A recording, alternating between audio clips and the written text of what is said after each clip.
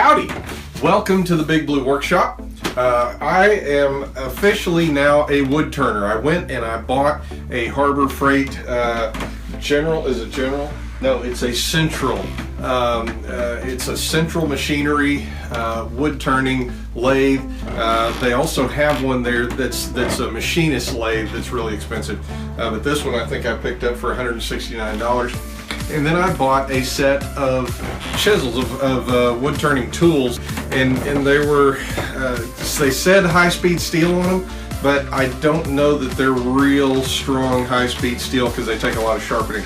So I built my own jig for my bench grinder, and I just thought you guys would be interested in seeing it. I didn't videotape myself building it because it was a long time ago, but I say a long time ago, it was a few weeks ago, and I just didn't videotape it. But I did take some video of me setting it up, putting it together, so hopefully you enjoy that. This is the set that I bought. It's got a few what they call spindle gouges in it that have a rounded edge at a 45-degree sweep, so that's what we're going to focus on with this jig.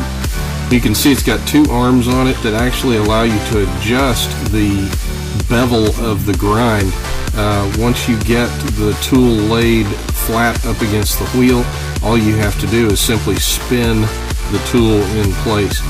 I've made the knobs so tall that I can't remove them, so I just put a little notch in the back, and you just slip the arm into place, put the notch back in, and that makes it pretty secure. If I had it all to do over again, I probably wouldn't change it because that would just make the base taller and make it harder to store. So this is very simple, and it's very easy to put together, and I really don't have any trouble with it, and it probably cost me 50 cents to build the whole unit.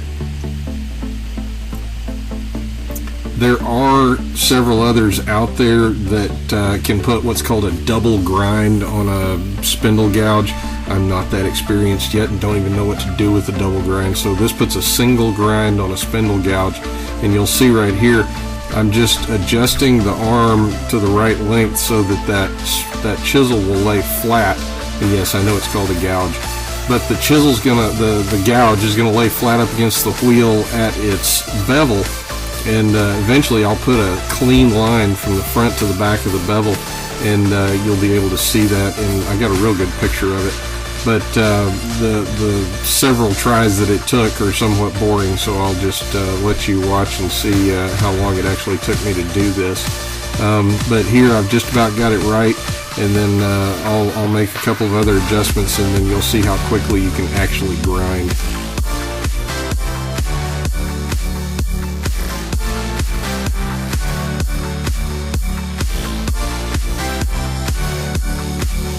So at this point I've just about got it perfect, and you can see that line on the bevel right there that shows that it's laying flat on the wheel.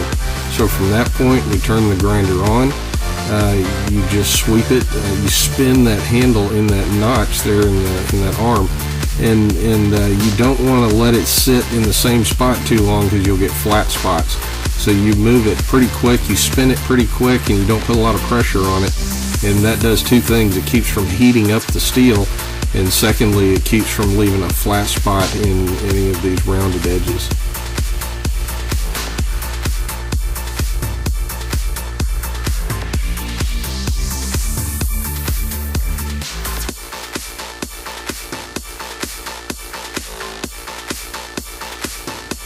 So when I'm done sharpening, I just reverse the process. I undo the knobs, take out my little notch off the back of each one of these arms, and simply store those arms up on a shelf in my shop, and then I've got a special spot where I put my grinder. I'll show you that here in just a second. By the way, I did number each one of these arms, so this is arm number 2, and that little notch that's in there actually sits right on the number on purpose. That helps me to line them up when I'm putting them back together.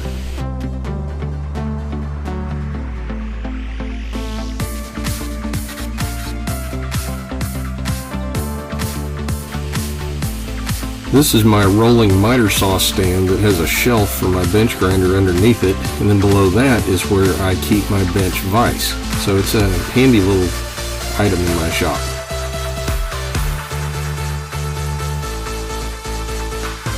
Well, as you can see, I got my chisels somewhat sharp. I think they'll serve me pretty well.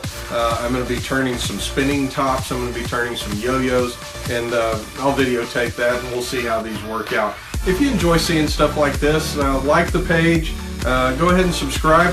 I'm new to the YouTube thing, so any suggestions are always welcome. Thanks again, have a good day, and come back to the Big Blue Workshop.